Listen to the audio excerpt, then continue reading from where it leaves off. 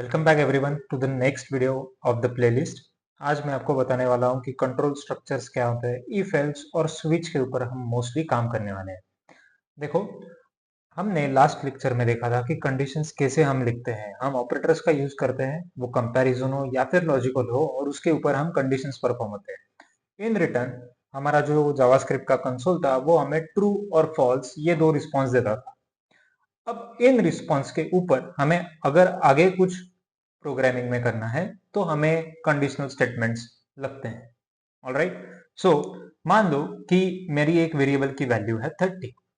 Okay, मैं check कर रहा हूं कि if a greater than equal to 30, okay, तो उसको प्रोटीन ज्यादा इंटेक करने हैं। सो मान लो कि ये जो a है ये स्टैंड्स फॉर एज। अगर किसी यूजर का एज 30 है या फिर 30 से ज्यादा है तो उसको प्रोटीन खिलाना है, नहीं तो उतनी जरूरत नहीं है। अरे ये बात समझ में? ये कंडीशन मुझे बस क्या देगी? तो ये कंडीशन मुझे बस देगी ट्रू या फिर फॉल्स। अगर a की वैल्यू 30 नहीं है तो उसको ज्यादा प्रोटीन की जरूरत नहीं है। अगर a की वैल्यू 30 और उसके ऊपर है तो उसको प्रोटीन की जरूरत है। Okay, now the things I am explaining over here are just by thinking purpose. मतलब ये मैं सोच रहा हूं कि अगर ये ट्रू है तो ये दिखाना है, अगर ये फॉल्स है तो ये दिखाना है। एक्चुअली प्रोग्रामिंग में ये चीजें कैसे करनी है ये अभी हम देखने वाले हैं। अगर ट्रू के ऊपर मुझे कुछ आगे काम करना है, फॉल्स के ऊपर मुझे कुछ आगे काम करना है, तो either I can use if else, okay, और I can use switch. Okay, देखते हैं कैसे करते हैं इसे। मान लो कि यही सेम कंडीशन मैंने इफ में डाल दी। इफ कैसे लिखते हैं? सो इफ कीवर्ड, उसके बाद में पैरेंथेसिस, पैरेंथेसिस में आपको ये क्या डालनी है? कंडीशन। ओके, इसके बाद में कर्ली ब्रैकेट। अब देखो, अगर ये कंडीशन ने ट्रू ये रिस्पॉन्स दे दिया तो आपका ये कर्ली ब्रैकेट वाला कोड क्या हो जाएगा? एग्जीक्यूट हो जाएगा, जो भी आपने यहाँ पे दिया हो। या फिर अगर नहीं हुआ, उसने फॉल्स दे दिया, तो एल्स पार्ट क्या हो जाएगा? एग्जीक्यूट हो जाएगा। I hope the concept is clear over here. अगर नहीं समझ में आया तो इसको फिर से रिवाइंड करो। So if it is giving true तो प्रोटीन की जरूरत है, ये हमें यूजर को बताना है। सो यहाँ पे मैं क्या कर रहा हूँ? कंसोल डॉट लॉग लिख रहा हूँ, user needs protein. Okay, else तो मैं यहाँ पे क्या लिखूंगा? Console dot log user don't need protein. Alright, I hope you understood the thing. इसको अभी प्रैक्टिकली हम देखते हैं। So back to our VS code. यहाँ पे मैं एक नई HTML फाइल क्रिएट कर रहा हूँ क्योंकि हमने नए वीडियो में पहुंच गए। सो यहाँ पे मैं डाल रहा हूँ js-part-5.html, और इसी नाम से मैं जावास्क्रिप्ट के फोल्डर के अंदर js-part5.html, सॉरी .js, यहाँ पे इसके ऊपर मैंने फाइल क्रिएट कर दी। अब तुरंत इसको हम क्या करेंगे? बेसिक स्ट्रक्चर डाल के अपनी जावास्क्रिप्ट की फाइल उसमें लिंक कर देंगे। सो स्क्रिप्ट में src, देन जावास्क्रिप्ट में js-part5.js। ठीक है, अब यहाँ पे मैं क्या कर रहा हूँ? तो देखो, एक वेरिएबल ले रहा हूँ where age is equal to 30। Okay, और यहाँ पे मैं डाल रहा हूँ कि if age greater than equal to 30, तो मुझे क्या बताना है कि भाई आपको प्रोटीन की जरूरत है। तो यहाँ पे मैं डाल रहा हूँ console dot log you need protein. ठीक है, एल्स कंसोल डॉट लॉग यहाँ पे डाल देता हूँ यू डोंट। सिंपल चीज, समझ रहे हो? मैं क्या कर रहा हूँ? अगर एज की वैल्यू 30 है या फिर 30 से ज्यादा है तो उसको ये कंसोल दिखाना है, और नहीं है तो ये कंसोल दिखाना है। मैं सेम चीज हर बार रिपीट कर रहा हूँ क्योंकि आपको समझ में आए। इफ एल्स या फिर स्विच, जो भी कंडीशनल स्टेटमेंट्स आज हम देख रहे हैं, ये क्या कर रहे हैं? आपके कंडीशन के ऊपर आप जो भी ऑपरेटर का यूज करके कंडीशन लगा रहे हैं, उनके ऊपर जो भी रिस्पॉन्स आपको कंसोल दे रहा है, ये ट्रू दे रहा है या फिर फॉल्स दे रहा है, उसके ऊपर अगर आपको कुछ भी काम करना हो तो आप इफ एल्स या फिर स्विच का यूज कर सकते हैं। आई hope you understood the fact. अब यहाँ पे आके आउटपुट चेक करते हैं। तो इस HTML पेज को हम रन करेंगे और कंसोल में आउटपुट चेक करेंगे।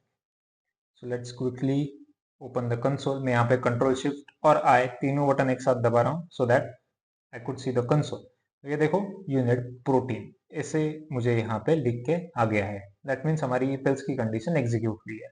Now this is a very simple thing. अब मैंने यहाँ पे जो एज की वैल्यू है ना, वो मैंने हार्ड कोड डाली। मुझे अगर यूजर से कुछ इनपुट लेना हो तो मैं क्या करूंगा, तो सिंपल है, मैं यहाँ पे एक वेरिएबल लूंगा सेम एज करके। ऊपर तो मैंने हार्ड कोडेड डाली इसलिए मैंने कमेंट कर दिया था। यहाँ पे मैं एक फंक्शन डालूंगा कॉल्ड एज प्रॉम्प्ट। देखो जैसे डॉक्यूमेंट डॉट राइट है, जैसे कंसोल डॉट लॉग है, these two statements are used to print data on a respective thing. Document dot write document पे देता था, कंसोल डॉट लॉग कंसोल में प्रिंट करके देता था।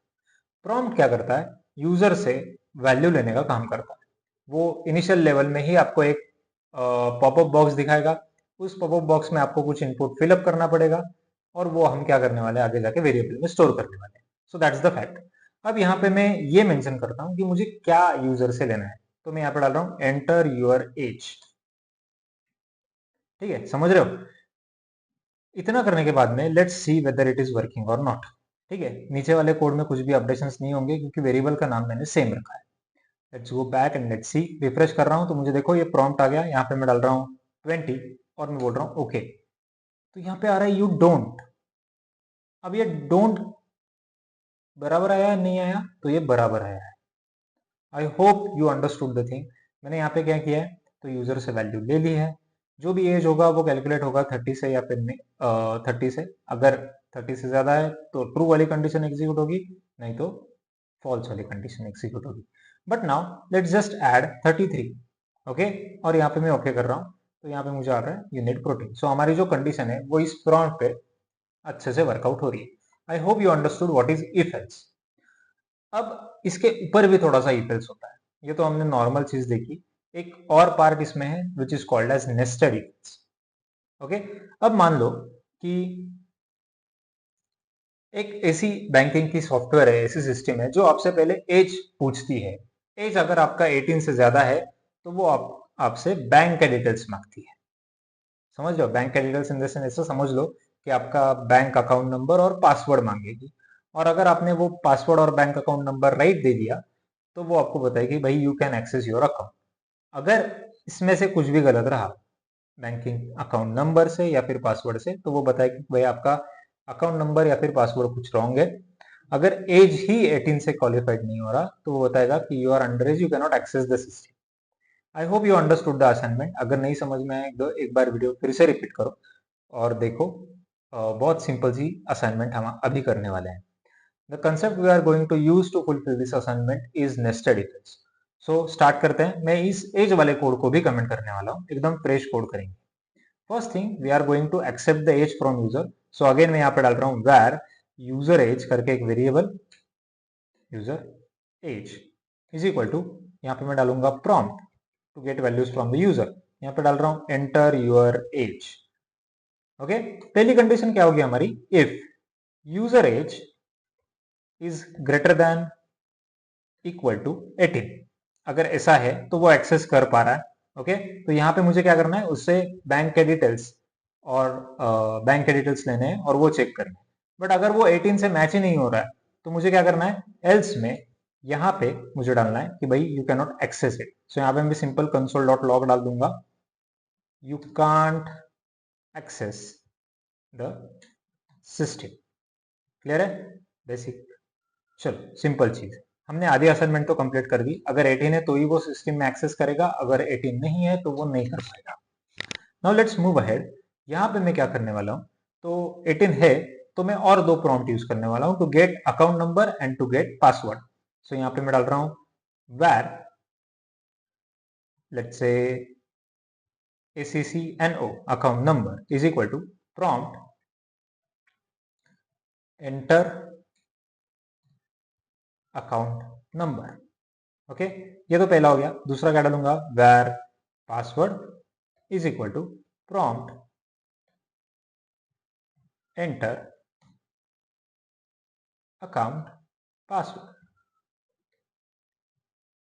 सिंपल सी चीज है। ओके, अब देखो ये दोनों आ गए। तो मान लो कि अभी मेरा अकाउंट नंबर है 1234 और पासवर्ड जो है वो है 7 8 9 और 10। ओके, तो ये मेरा पासवर्ड है और ये मेरा अकाउंट नंबर है। अभी मान लो फिलहाल, क्योंकि मेरे पास कुछ ऐसी चीज नहीं है जिसमें मैं प्री डिफाइंड अकाउंट नंबर और पासवर्ड को स्टोर कर सकूं, फिर मैच कर सकूं। अभी बस मुझे एक रैंडम चीज आपको दिखानी है, नेस्टेड इफ एल्स कैसे चलता है, इसलिए मैंने ये सिनेरियो आपको बताया। यहाँ पे मैं फिर से एक कंडीशन डालूंगा, जो मुझे अकाउंट नंबर मिला है वो मैं मैच करूंगा 1 2 3 4 से। समझ रहे हो? और उसी के साथ मुझे किसके साथ मैच करना है, ये जो नया वाला पासवर्ड मिला है वो मुझे 7 8 9 10 से मैच करना है। तो यहाँ पे मैं क्या करने वाला हूँ, यहाँ पे मैं डालने वाला हूँ एंड। क्यों एंड डालना है ये भी बता रहा हूं मैं। मेरा जो पासवर्ड है, ओके, डबल इक्वल टू 78910, सो इससे मैच होना चाहिए। अगर ये मैच हो रहा है तो मैं यहाँ पे बोलूंगा console.log you can access your account, simple. अगर नहीं हो रहा है तो यहाँ पे मैं डालूंगा again console.log, let's say the, क्या कर रहा हूं, द अकाउंट नंबर और password is invalid. Fine, perfectly done. इतना हो गया, लेट्स चेक इट। यहाँ पे आता हूं मैं, रिफ्रेश करता हूँ। पहले एज पूछ रहा है तो यहाँ पे मैं डालता हूँ पहले 12।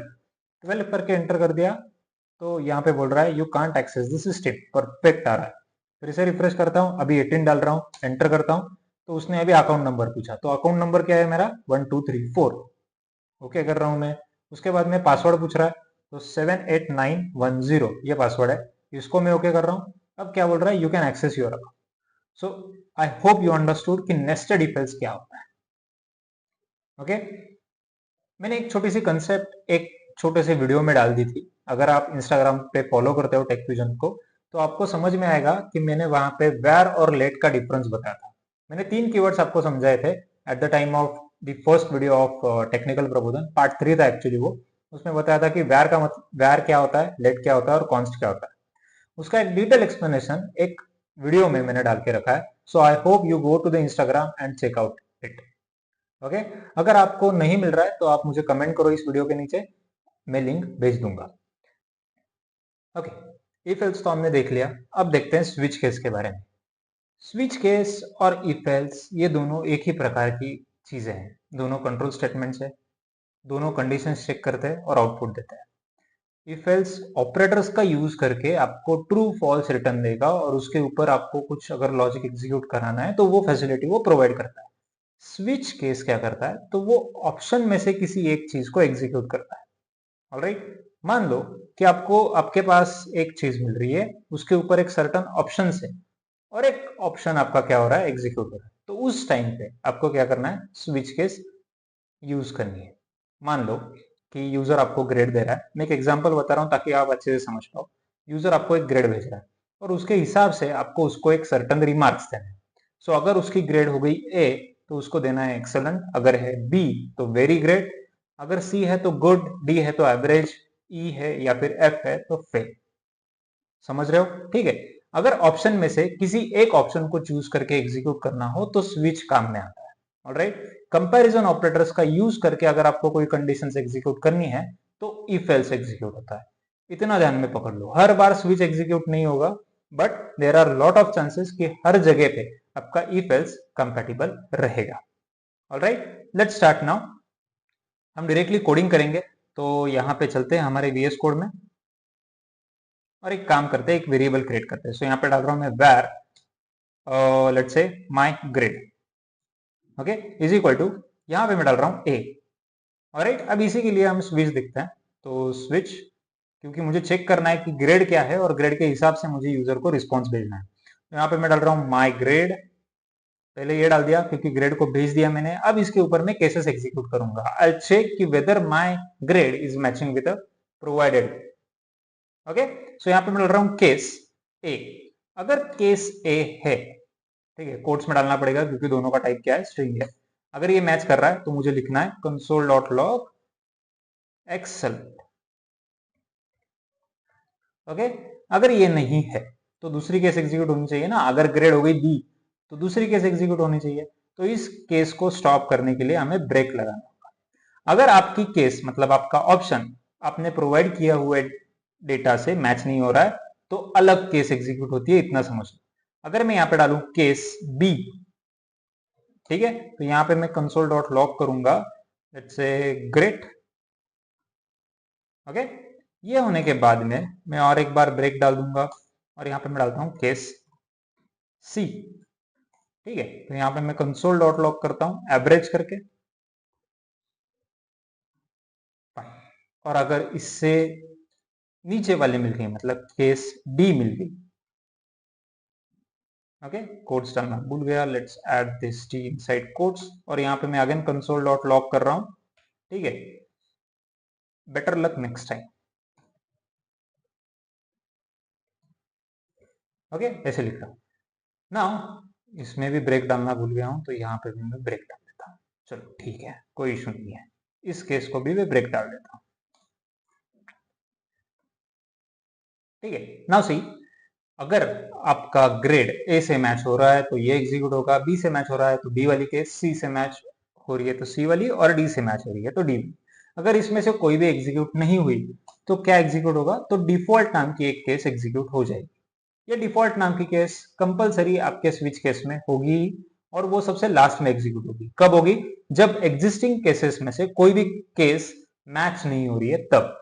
Alright, fine. सो यहाँ पे मैं डाल रहा हूँ कंसोल डॉट लॉग, इधर लिखते हैं इनवैलिड ग्रेड, ठीक है, सिंपल, ये हो गया। यहाँ पे आके आउटपुट देखते हैं हमारा, रिफ्रेश कर रहा हूँ एक बार। सो आई गॉट एक्सेलेंट, क्योंकि मेरी जो वेरिएबल की वैल्यू थी वो ए थी।